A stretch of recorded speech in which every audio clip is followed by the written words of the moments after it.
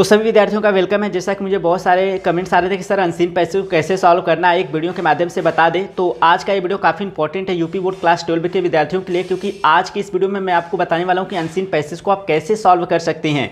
अगर आपने बिल्कुल भी अनसीन पैसिव को तैयार नहीं किया है तो इस वीडियो को पूरा वॉच कीजिएगा, आपको एक आइडिया मिल जाएगा कि अनसीन पैसिव को कैसे आपको सॉल्व करना है। ठीक है, तो सबसे पहले देख सकते हैं यहाँ पर मैंने लिखा हुआ है अनसीन पैसिव अपठित गद्यांश। यहाँ पर मैंने आपको जो है क्वेश्चन देखिए इस तरह से आपको दिखाई देगा, read the following passage carefully and answer the question that follow, यानी आ रहे गद्यांश को सावधानीपूर्वक पढ़िए और आ रहे प्रश्नों के उत्तर दीजिए। तो यह गद्यांश जो है आप ध्यान से देख लीजिए, इसी तरह का गद्यांश आपको इंग्लिश के क्वेश्चन पेपर में देखने को मिलेगा। इस गद्यांश को भी तैयार कर लीजिएगा क्योंकि इंपॉर्टेंट है। तो देखिए द ओल्ड तुर्कीज, तो सबसे पहले आप क्या करेंगे, गद्यांश देखने के बाद जो है सबसे पहले आप उसे पढ़िए, उसका अर्थ निकालने का प्रयास कीजिए। अगर अर्थ नहीं निकाल पाते हैं तो भी उसे सावधानीपूर्वक आपको पढ़ना है। तो देखिए द ओल्ड तुर्कीज यानी प्राचीन तुर्की लोग एंड अदर रेसेस, और दूसरी जातियां हु इनहैबिटेड अफगानिस्तान, जो अफगानिस्तान में निवास करती थी, and parts of central Asia, और सेंट्रल एशिया के हिस्सों या भागों में निवास करती थी। Before the advent of Islam, इस्लाम के आगमन से पहले या इस्लाम धर्म के आने से पहले, वर लार्जली बुद्धिस्ट यानी अत्यधिक मात्रा में बौद्ध धर्म को मानने वाले थे। एंड अर्लियर स्टिल, और उससे भी पहले, during the period of the epics, महाकाव्यों के समय के दौरान हिंदू लोग थे। इसके बाद आगे बढ़ते हैं, द फ्रंटियर एरिया यानी सीमावर्तीय क्षेत्र, was one of the principal center of old Indian culture, यानी सीमावर्तीय क्षेत्र प्राचीन भारतीय संस्कृति के मुख्य केंद्रों में से एक था। एंड इट अबाउंड स्टिल, और यह अभी भी भरा हुआ है, विद रून्स ऑफ मोनूमेंट्स, स्मारकों के खंडहरों से, एंड स्पेशली, और विशेष रूप से, of the great university of Takshashila, यानी तक्षशिला के महान विश्वविद्यालय के खंडहरों से भरा है। Which was at the height of its fame, जो कि अपनी प्रसिद्धि के ऊंचाई पर था, 2000 ईयर्स एगो, 2000 वर्षों पहले। Attracting student from all over India as well as, साथ ही साथ डिफरेंट पार्ट ऑफ एशिया, यानी पूरे भारत से विद्यार्थियों को आकर्षित कर रहा था, साथ ही साथ एशिया के भिन्न भिन्न हिस्सों या भागों से। चेंजेस ऑफ रिलीजन में डिफरेंट, यानी चेंजेस ऑफ रिलीजन, धर्म के बदलाव ने अंतर उत्पन्न किया। But could not change entirely, लेकिन पूरी तरह से, इंटायरली पूरी तरह से चेंज नहीं कर सका, अर्थात बदल नहीं सका। द मेंटल बैकग्राउंड यानी कि मानसिक पृष्ठभूमि, which the people of those area, जो कि उस क्षेत्र के लोग है डेवलप्ड, विकसित कर चुके थे। तो यह देख सकते हैं आपका जो है यह आपका अनसीन पैसेज है, जिससे कि मैंने आपको हिंदी अर्थ के साथ थोड़ा सा स्पष्ट किया। अब देखिए किस तरह से आपका क्वेश्चन पूछा जाएगा। तो देखिए यहाँ पर मैंने लिखा है किस तरह से पहला क्वेश्चन पूछा गया है, देख सकते हैं आपका, what religious group inhabited Afghanistan before the advent of इस्लाम, यानी कौन सा धार्मिक समूह अफगानिस्तान में निवास करता था before the advent of Islam, इस्लाम के आगमन से पहले। तो इस्लाम के आगमन से पहले कौन सा धार्मिक समूह जो है अफगानिस्तान में निवास करता था। तो देखिए सबसे पहले अगर आपको अर्थ निकालने आ रहा है प्रश्न का तो अच्छी बात है, नहीं आ रहा है तो आप देखिए कि इस तरह का जो है शब्द समूह जो क्वेश्चन में पूछा हुआ है कहाँ पर आपको देखने को मिल रहा है, वह आपके अनसीन पैसेज में। तो देखिए यहाँ पर अनसीन पैसेज जब आप देखते हैं तो यहाँ पर देखिएगा तो एडवेंट जो है आपको देखने को मिल जा रहा है ऑफ इस्लाम, उसके बाद देख सकते हैं अफगानिस्तान। तो यहाँ पर आप आसानी से देख सकते हैं, यहाँ द ओल्ड तुर्किस्ट या लार्जली बुद्धिस्ट, यह सब देख सकते हैं। तो यह सब मैच कर रहा है। तो अगर आपको नहीं आ रहा है तो यहाँ से पूरा जो है आप हिंदूस तक लिख दीजिए, कोई प्रॉब्लम नहीं आ रहा है तब। और इजेक्ट इसका उत्तर क्या है, देखिए यहाँ पर मैं आपको दिखा देता हूँ इसका जो इजेक्ट उत्तर है। तो देखिए largely Buddhist inhabited Afghanistan and parts of central Asia before the advent of इस्लाम, यानी इस्लाम के आगमन से पहले अफगानिस्तान और मध्य यानी कि केंद्रीय एशिया के भागों में ज़्यादातर बौद्ध धर्म को मानने वाले लोग क्या करते थे, निवास करते थे।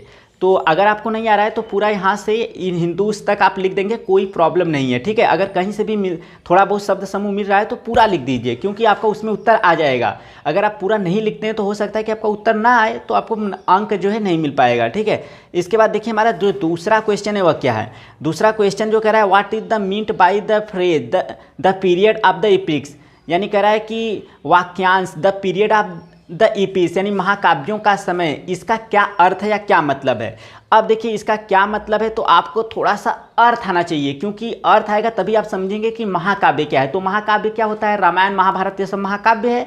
तो इस तरह से लिखेंगे the phrase the period of the epics means the period of Ramayana and Mahabharata, यानी वाक्यांश महाकाव्य का समय का मतलब है रामायण और महाभारत का समय, ठीक है, रामायण और महाभारत का समय। अगर आपको यह नहीं आ रहा है, आपको अर्थ ही नहीं आ रहा है, आपको इसी में से लिखना है, तो आप क्या करेंगे, यहाँ पर देख सकते हैं आपका जो इपिक्स यह लिखा हुआ है, तो यहाँ से जो है आप एक बार यहाँ इपिक्स लिखा हुआ है तो इसे समझिए, आइडिया लगाइए कि इसी के आसपास आपको उत्तर लिखना है, इसी के आसपास उत्तर लिखना है, कुछ भी लिख दीजिए चलेगा, लेकिन यह जो है आ जाना चाहिए। लेकिन ये थोड़ा सा आपको दिमाग लगाना पड़ेगा क्योंकि ये थोड़ा सा अलग क्वेश्चन है, इसको बाहर से लिखना पड़ेगा इपिक्स के अनुसार।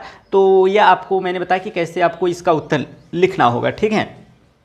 अगर नहीं आता है तो इसी जो भी शब्द समूह मिल जाए उसी के आसपास आपको जो है अनसीन पैसेज से लिख देना है। इसके बाद तीसरा क्वेश्चन है what was Takshashila famous for, यानी तक्षशिला किसके लिए प्रसिद्ध था। अब देखिए यहाँ पर आपका जो तक्षशिला है कहाँ पर दिखाई दे रहा है, तो जहाँ पर तक्षशिला दिखाई दे वह पूरा लिख दीजिए। देखिए यहाँ पर तक्षशिला दिखाई दिया तो इसका मतलब है आपको क्या करना है, आप पूरा जो है फ्रंटियर एरिया से लेकर आप जो है पूरा चाहें तो यहाँ तक लिख सकते हैं, एशिया तक लिख सकते हैं, तो एशिया तक जो है आप लिख सकते हैं, कोई दिक्कत नहीं है। अगर आपको और इजेक्टली आ रहा है तो आप आसानी से समझकर यहाँ पर देखिए फेम लिखा हुआ है तो यह भी आप समझकर आसानी से लिख सकते हैं। तो चलिए मैं आपको दिखाता हूँ कि इसका इजेक्ट उत्तर कैसे आपको लिखना है। तो यहाँ पर देख सकते हैं इसका इजेक्ट उत्तर क्या है, मैंने लिखा हुआ है, तो Takshashila a great university in ancient India, यानी प्राचीन भारत में एक बड़ा विश्वविद्यालय तक्षशिला वाज फेमस प्रसिद्ध था फॉर इट्स लर्निंग, अपने सिखाने के लिए, अपने ज्ञान के लिए। इट अट्रैक्टेड स्टूडेंट, यह विद्यार्थियों को आकर्षित करता था फ्रॉम ऑल ओवर इंडिया, पूरे भारत से, as well a different part of Asia, और एशिया के भिन्न भिन्न हिस्सों या भागों से। जैसा मैंने बताया था कि आपको एशिया तक लिख देना है। इसके बाद देख सकते हैं अगला जो क्वेश्चन है वह देखिए, जो चौथा क्वेश्चन है उसे मैं आपको स्पष्ट करता हूँ। चौथा क्वेश्चन देखिए, what has been common to the people of Afghanistan and part of central Asia despite their different religions, यानी कि कह रहा है कि अफगानिस्तान के लोगों और केंद्रीय एशिया के भागों के लोगों के बीच क्या कॉमन है, क्या सामान्य है। डिस्पाइट दियर डिफरेंट रिलीजन्स, उनके भिन्न भिन्न धर्मों के बावजूद, यानी उनके भिन्न भिन्न धर्मों के बावजूद इस मध्य एशिया के भागों और अफगानिस्तान के लोगों के बीच क्या कॉमन है, क्या साधारण सी बात है, वो आपको बताना है। अब देखिए आपको यहाँ पर जहाँ पर अफगानिस्तान और सेंट्रल, आपको अफगानिस्तान जहाँ दिख जाए और जो सेंट्रल एशिया दिख जाए, और उसके बाद देख सकते हैं कि यहाँ पर मैंने बताया कि भाई यहाँ पर देख सकते हैं मेंटल बैकग्राउंड, यहाँ पर देखिए यह सब जो है बदला नहीं है, क्या सामान्य रहा है, क्या दोनों में जो है कॉमन रहा है, तो यहाँ से कुछ भी आप जो है लिख सकते हैं। अगर आपको बिल्कुल भी नहीं आ रहा है, शब्द समूह भी नहीं मैच कर रहा है कि क्या लिखें, तो ऐसी स्थिति में आप जो है उस पूरे पैसेज को ही लगभग लिख दीजिए, क्योंकि उसमें आपका उत्तर आ जाएगा और एग्जामिनर कभी काट ही नहीं सकता, क्योंकि उसमें आपका उत्तर आया हुआ होगा, ठीक है। तो ऐसा आप कर सकते हैं। देखिए यहाँ पर मैंने जो है आपको इसका इजेक्ट उत्तर लिख कर बताया है, despite different religions of the people of Afghanistan and part of central Asia, यानी अफगानिस्तान के भिन्न भिन्न धर्म को मानने वाले लोग और मध्य एशिया के भागों में रहने वाले, यानी कि भिन्न भिन्न धर्म को मानने वाले लोगों के डिस्पाइट के बावजूद। तो देखिए despite different religion of the people of Afghanistan, यानी अफगानिस्तान के भिन्न भिन्न धर्म को मानने वाले लोग और मध्य एशिया के भागों के भिन्न भिन्न धर्म को मानने वाले लोगों के बावजूद दियर मेंटल बैकग्राउंड रिमेन कॉमन, यानी उनके बीच जो है मानसिक पृष्ठभूमि कैसा रहा, कॉमन रहा, मानसिक पृष्ठभूमि एक समान रहा। तो यहाँ पर आपको यह लिखना पड़ेगा मेंटल बैकग्राउंड, ठीक है।